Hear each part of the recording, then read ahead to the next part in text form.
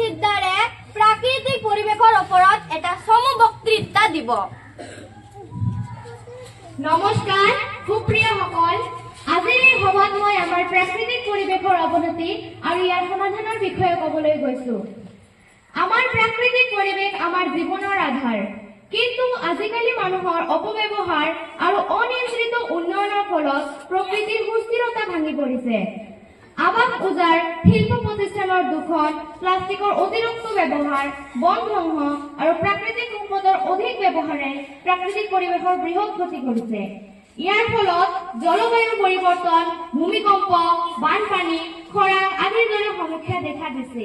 এই সকলো সমস্যাৰ পৰা মুক্ত হোৱাৰ বাবে আমি সকলোৱে মিলি কিছুমান পদক্ষেপ ল'ব লাগিব, যেনে বন সংৰক্ষণ আৰু বৃক্ষৰোপণ, প্লাষ্টিকৰ পৰিৱৰ্তে পৰিৱেশৰ বন্ধু বস্তু ব্যৱহাৰ, পুনৰ ব্যৱহাৰ আৰু পুনৰ সক্ৰিয়কৰণৰ ওপৰত গুৰুত্ব আৰোপ, দূষণ নিয়ন্ত্ৰণৰ বাবে কঠোৰ নিয়ম প্ৰয়োগ, সচেতনতা বৃদ্ধি আৰু প্ৰাকৃতিক সম্পদৰ সংৰক্ষণৰ বাবে স্থানীয় আৰু বৈশ্বিক স্তৰৰ প্ৰচেষ্টা।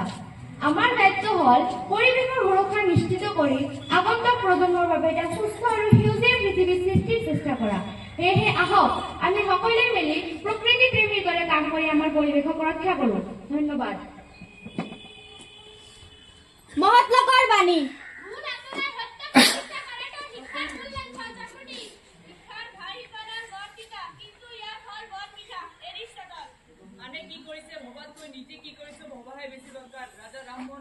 এখন ভাল কিতাপ নষ্ট কৰা আৰু এজন ভাল মানুহক হত্যা কৰা একেই কথা। মিল্টন।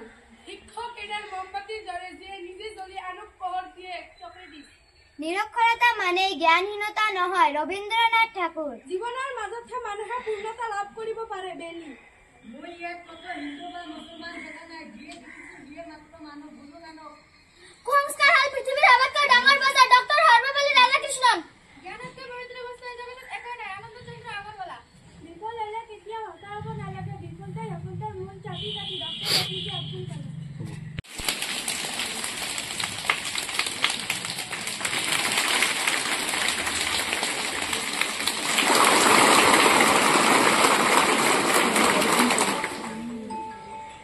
এতিয়া লঘুব্যায়াম হ'ব। Up down, up down, up down. 1 2 3 4 5 1 2 3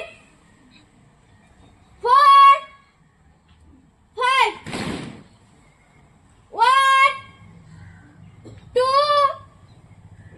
3 4 5 হাত চাপড়িয়ে দিয়া, হাত চাপড়িয়ে দিয়া, হাত চাপড়িয়ে দিয়া। বরকর হাত চাপড়ি।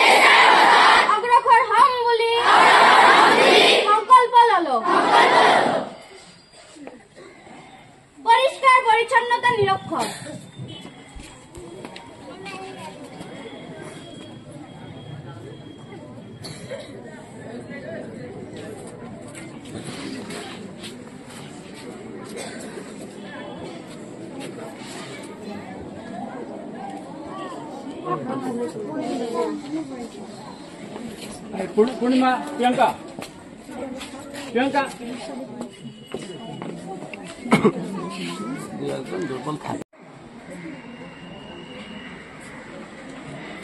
আর কোন ক্লাসের কেইটা আছে ইয়াত লিখে দিছে আমার তো